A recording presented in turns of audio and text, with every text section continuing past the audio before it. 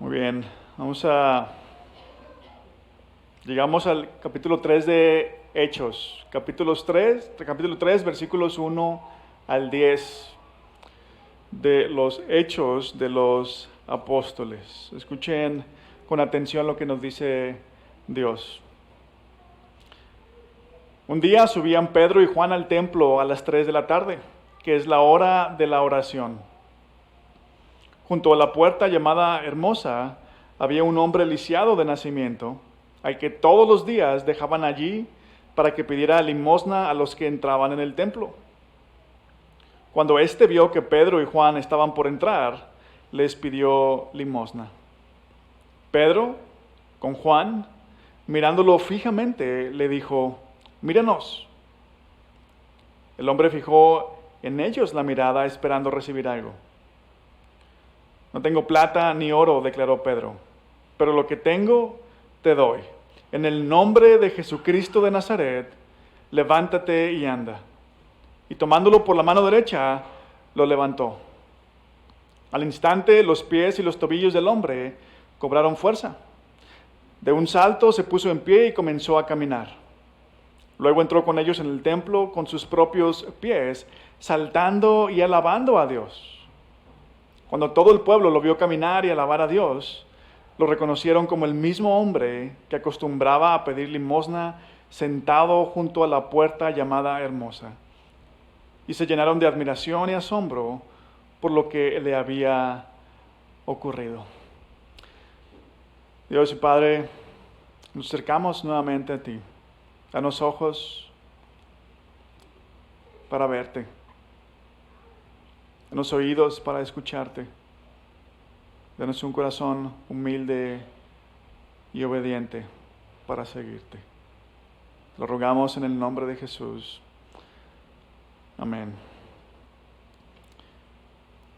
Este pasaje que acabo de leer, en este pasaje vemos el primer milagro después de la partida de Jesús.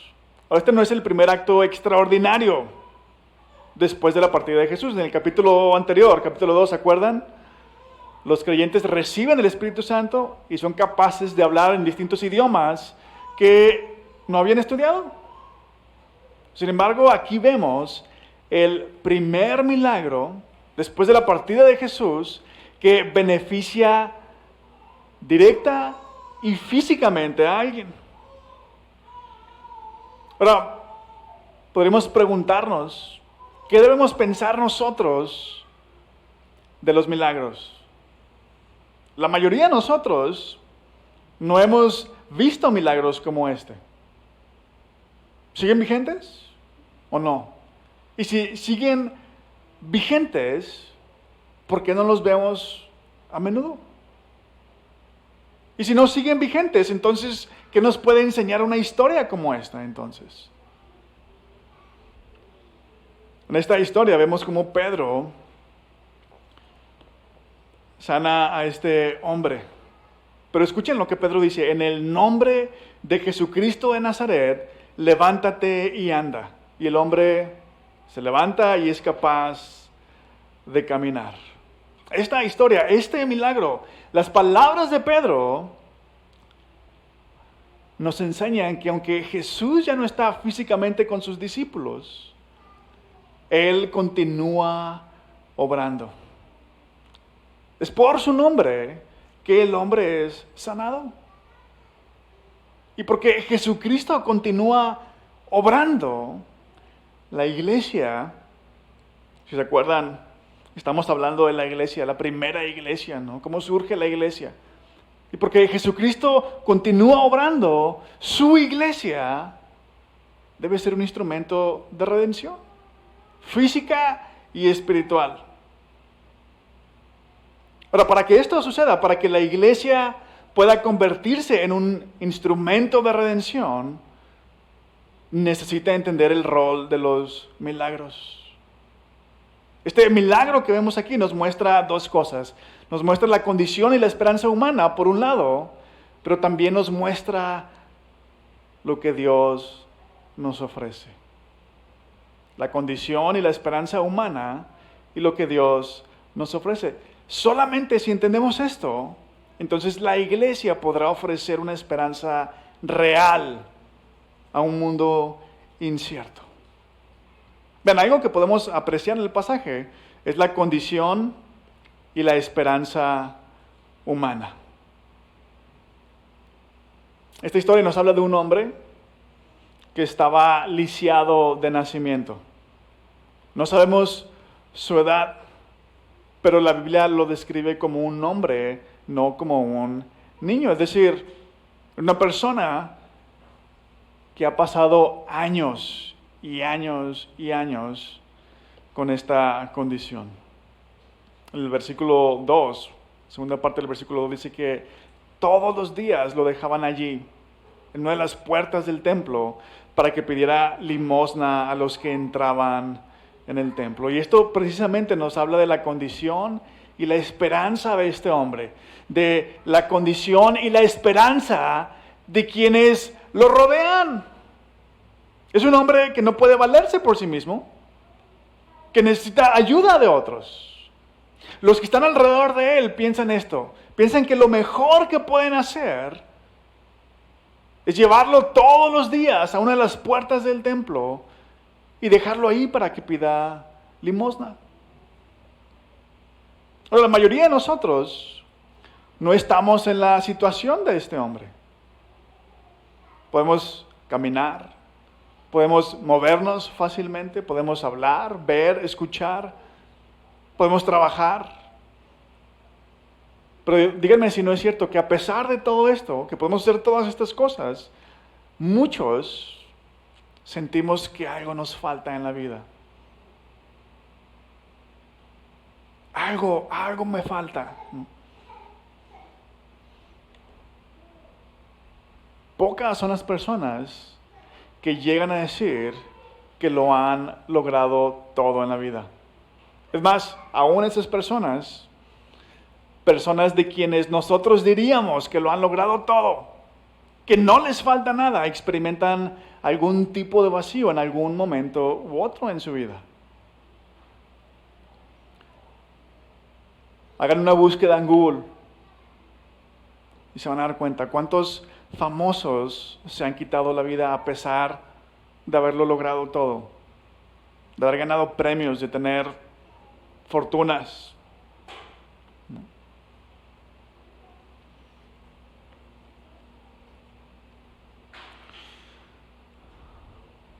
Hay muchas personas que a pesar de sus logros sienten que algo les falta.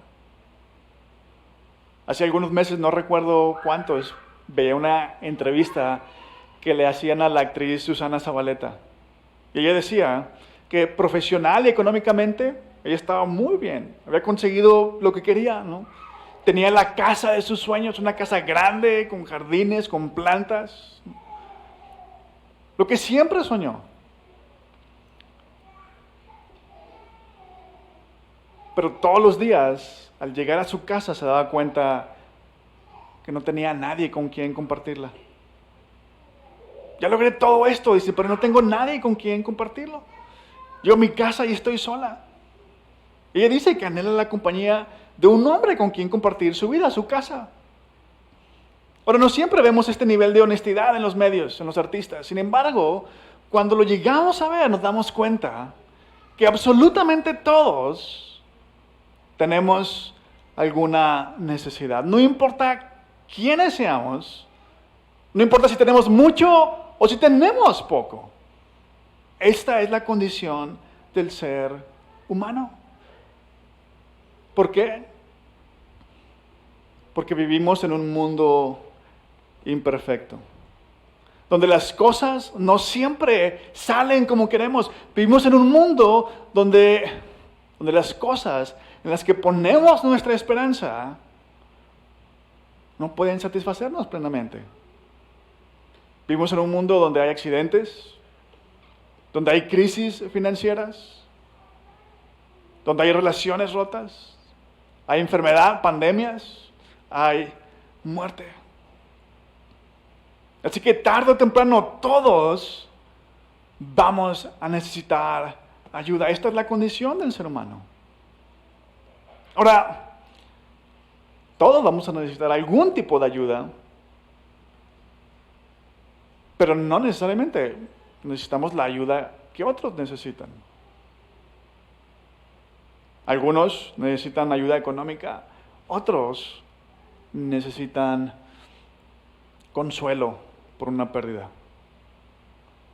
Algunos necesitan compañía, otros necesitan un consejo.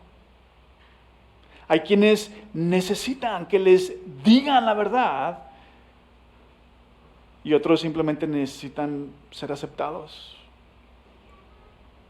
Pues la pregunta es esta: cuando llegue ese momento y nos demos cuenta de nuestra necesidad, habrá un montón de lugares y de personas a quien acudir.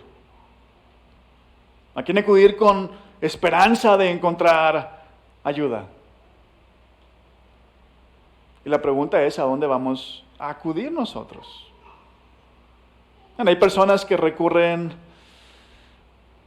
al escape, a distraerse, a estar ocupados. Tienen un problema. ¿Qué hacen para no pensar en su problema? Trabajan más.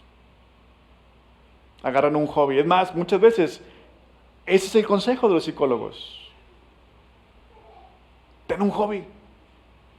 Está ocupado. Mantente ocupado o ocupada.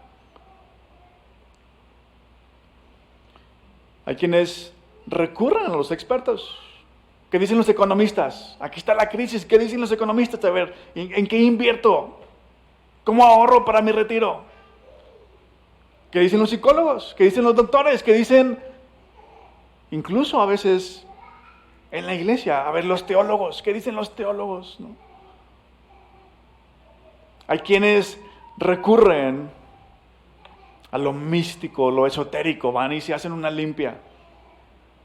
Leen los horóscopos. A ver, ¿qué dice la numerología? ¿No?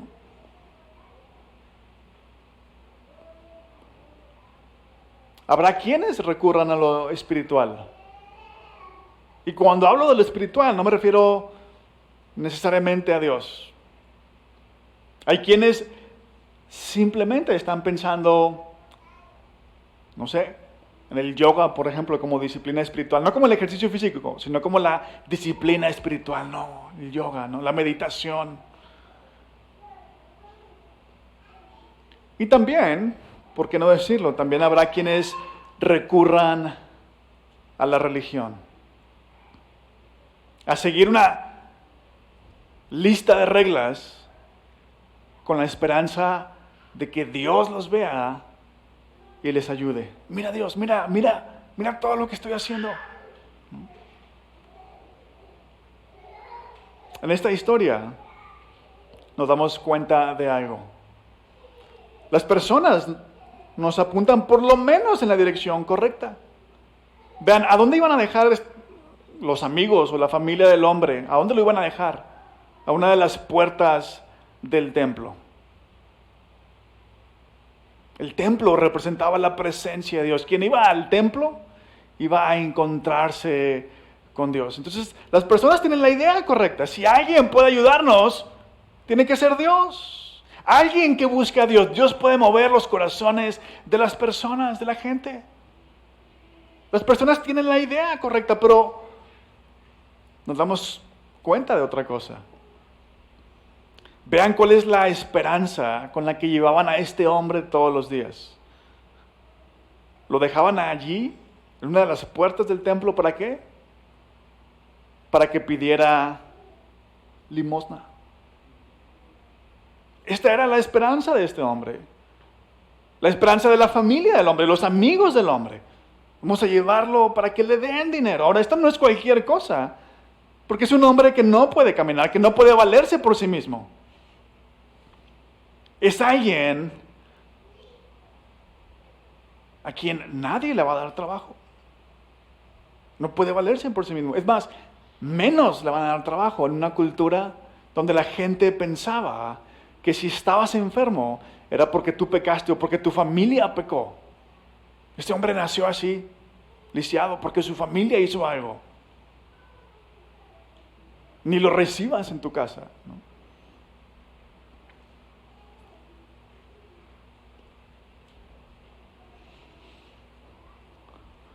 Ahora sucede algo bien interesante porque aunque estas personas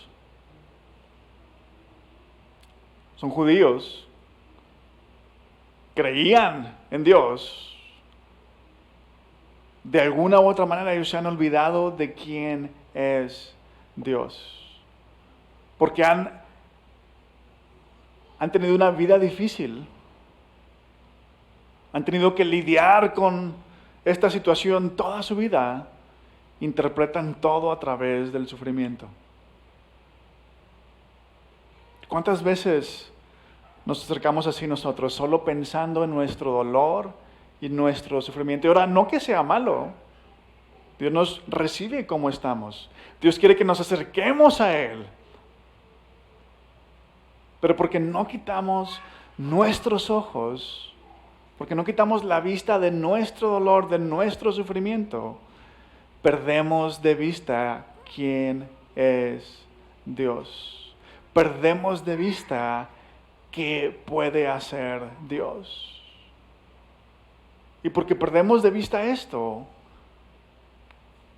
simplemente nos aferramos a lo que nosotros creemos que hará nuestra vida mejor. En el caso del hombre, ¿qué era? El dinero. No puedo caminar, que la gente me dé dinero. Así voy a poder vivir. ¿Qué nos decimos a nosotros? Ok, mi vida no está bien. Tengo un montón de problemas. Pero ¿qué nos decimos? ¿Qué va a ser nuestra vida mejor? ¿Qué va a ser mi vida mejor? ¿Dinero, como el hombre? ¿Posesiones?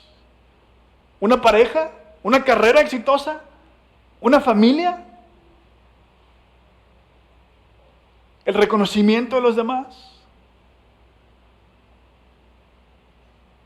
¿La casa de nuestros sueños? Como Susana Zabaleta. ¿Se dan cuenta? Podemos acercarnos a Dios y estando ahí cerquita, no escucharlo. Olvidarnos de quién es Él, de lo que Él puede hacer. Pero el resto del pasaje nos muestra lo que Dios puede hacer. En el resto del pasaje vemos lo que Dios nos ofrece. La historia nos narra que una vez que el hombre está en la puerta del templo, versículo 3, cuando vio que Pedro y Juan estaban por entrar, les pidió limosna. Y el versículo 5 describe la expectativa de este hombre. Si el hombre fijó la mirada en ellos, esperando recibir algo. Pedro y Juan le responden y el hombre está a la expectativa. ¿Qué me van a dar? Ahora el hombre está a punto de recibir algo, pero es algo que jamás se hubiera imaginado.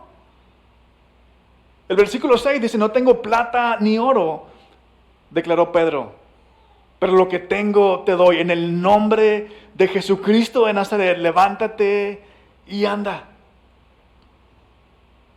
Y en la historia vemos que el hombre se pone de pie y comienza a caminar. Es un hombre que estuvo toda la vida paralizado. Y el hombre comienza a caminar sin una terapia física, sin ningún tipo de rehabilitación. Ahora, para la mente moderna, le platicamos esto a cualquier persona fuera de la iglesia. Dice, es un truco, lo hemos visto en la tele. Lo hemos visto en esas campañas de sanación, ¿no? Que traen un hombre que no puede caminar y en el nombre de Jesús, levántate. Y el hombre camina, pero más tarde se descubre que era todo un engaño. Bueno, ¿cómo sabemos nosotros que esto no fue un truco? Que no fue algo preparado.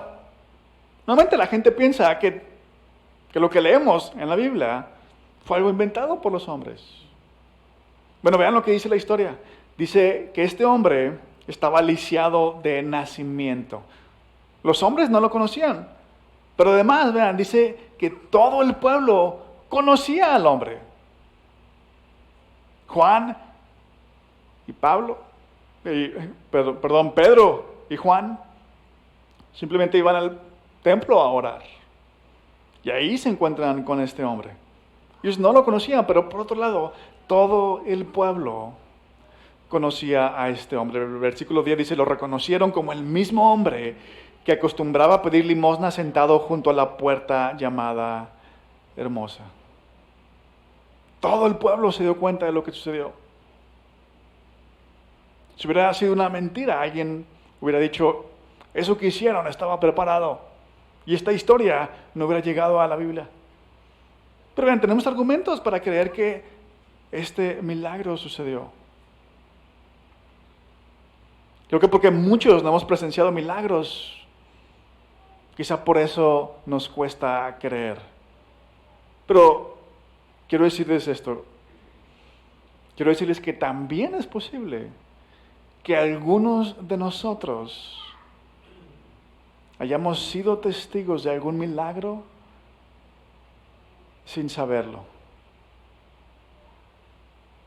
Y porque nosotros no estamos pensando en los milagros como Dios piensa, no te voy a decir cómo, no le damos importancia.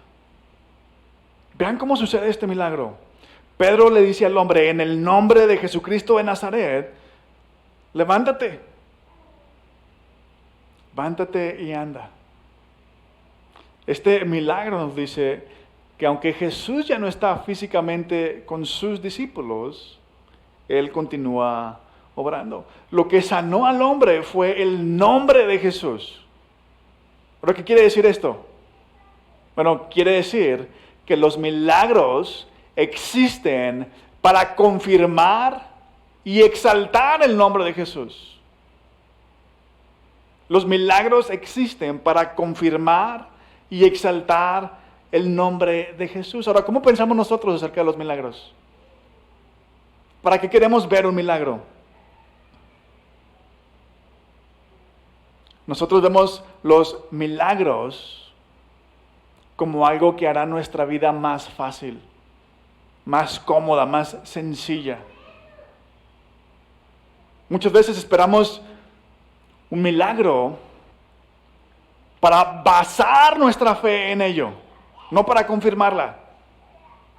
Yo escuchaba a gente decir, hasta no ver, no creer. Hasta que no vea un milagro, no voy a creer en Dios. ¿Qué es eso? Es basar la fe en un milagro. Pero ¿qué dije? Los milagros existen para confirmar y exaltar a Jesús.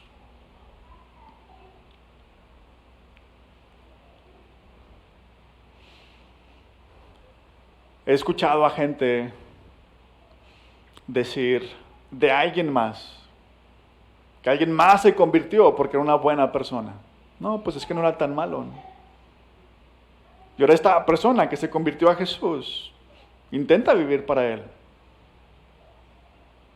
Pero el no creyente, porque no está pensando de esta manera, no le da importancia. Vean, es testigo de un milagro. Alguien cambió radicalmente su vida, pero no le da importancia.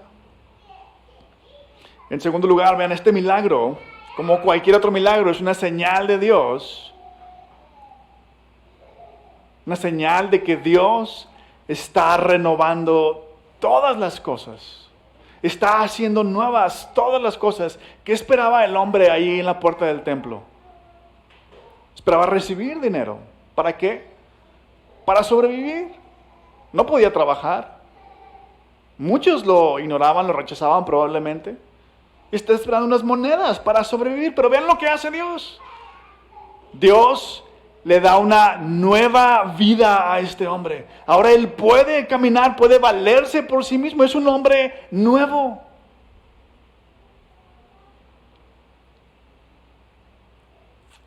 Jesucristo está renovando todas las cosas, está recreando el mundo entero, de manera que un día ya no habrá enfermedad, ya no habrá dolor, ya no habrá sufrimiento. Y este milagro es un anticipo de ese mundo.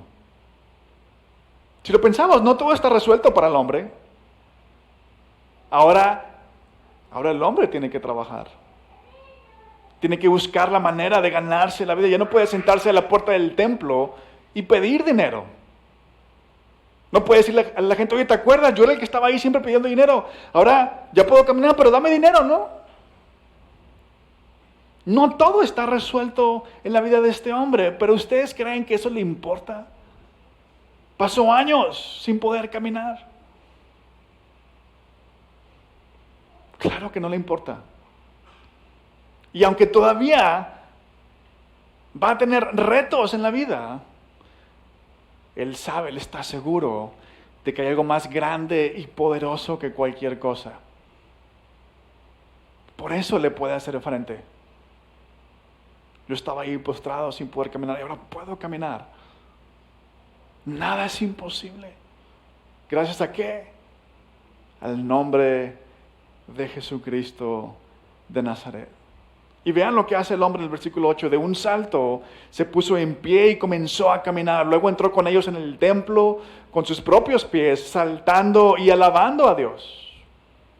Claro, cualquiera que sea testigo de un milagro, que fuera el beneficiario, que se beneficiara de un milagro, reaccionaría así, ¿a poco no? Pensamos. Si yo viera un milagro, claro que yo estaría saltando y alabando a Dios como ese hombre. Así piensa mucha gente. Pero no es verdad. En el Evangelio de Lucas, Jesús cuenta una parábola, la parábola del hombre rico y de Lázaro. Y en la parábola, Lázaro, que era muy, pero muy pobre, muere y va con Abraham. Es el padre de los creyentes, ¿no?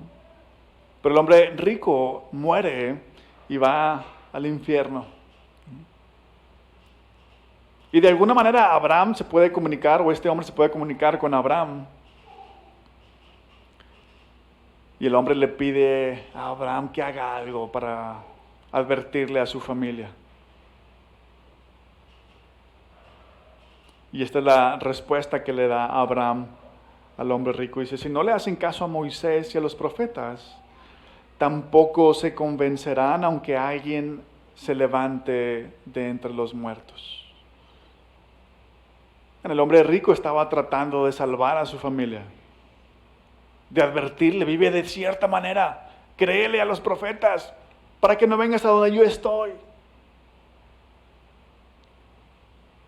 Pero Jesús, que es quien cuenta la parábola, dice, no, aunque alguien se levantara entre los muertos, no creerían. ¿Por qué? Porque no le han creído a Dios. No porque no creen en Dios, sino porque no le han creído a Dios.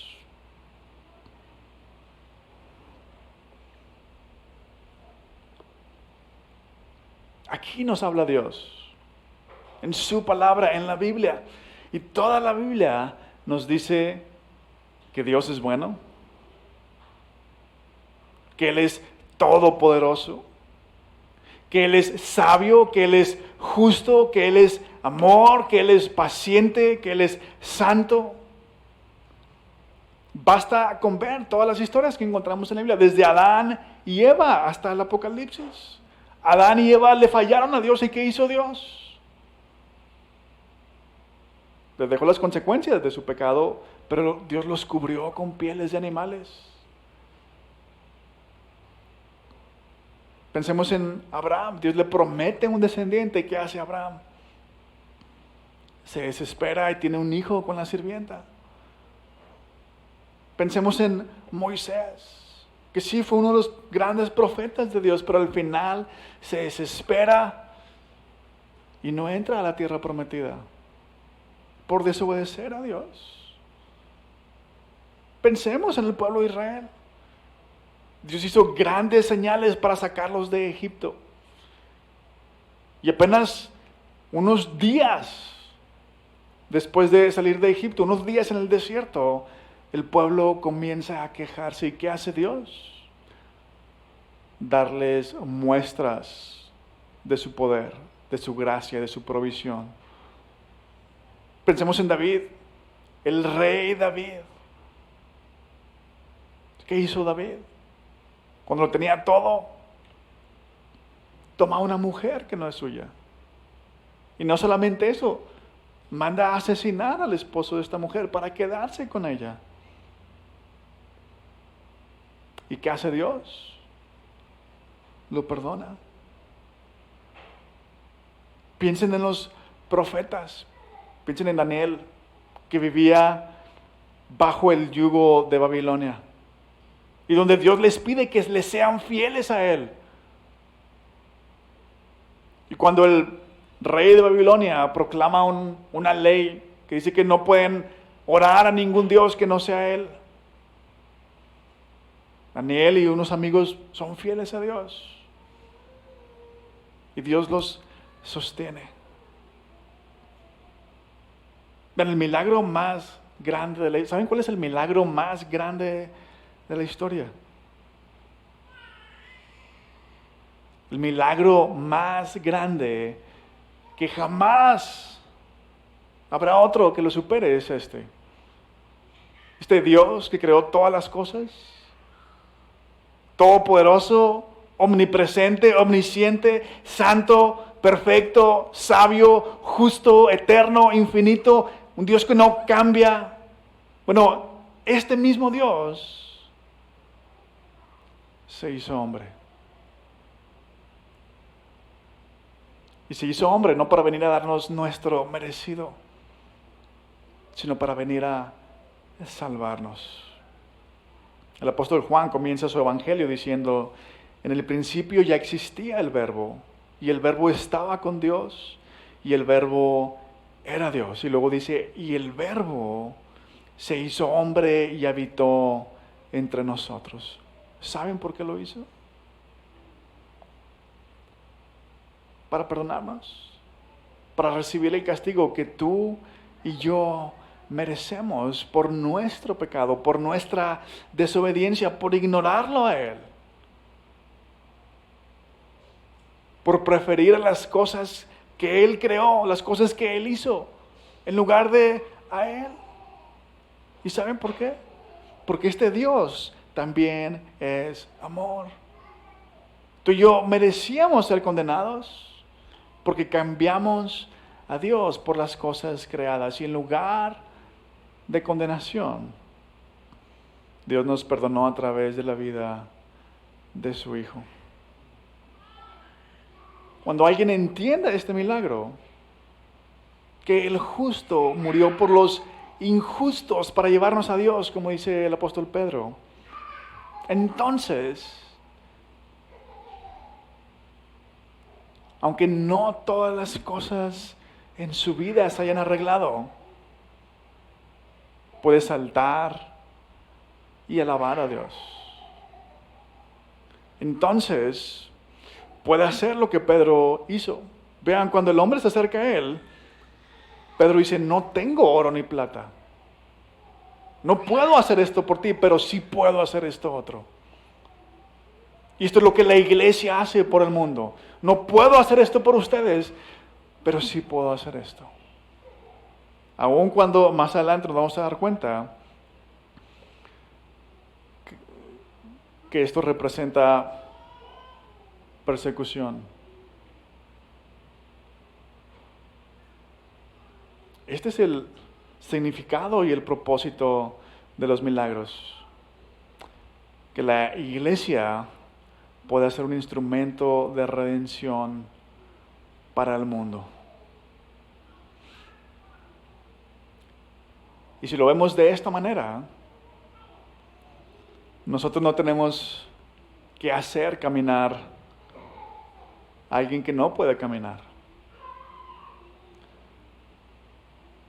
Pero podemos estar con esa persona. Podemos hacer el sacrificio de despojarnos de algo para ayudar a alguien. Vamos a orar. Nuestro Dios y Padre, te damos gracias. Te damos gracias por milagros como estos que vemos en la historia de hoy, porque estos milagros confirman quién es tu Hijo Jesucristo, y que no hay otro nombre dado a los hombres en quien podamos ser salvos fuera de tu Hijo Jesús. Ayúdanos a confiar que aunque no lo vemos, su poder es real y Él continúa obrando en medio de nosotros. Llénanos con tu Espíritu Santo para que podamos hacer obras que no son naturales, que no son normales en el mundo, para que podamos ser instrumentos de redención en este mundo caído. Te lo pedimos en el nombre de Jesús. Amén.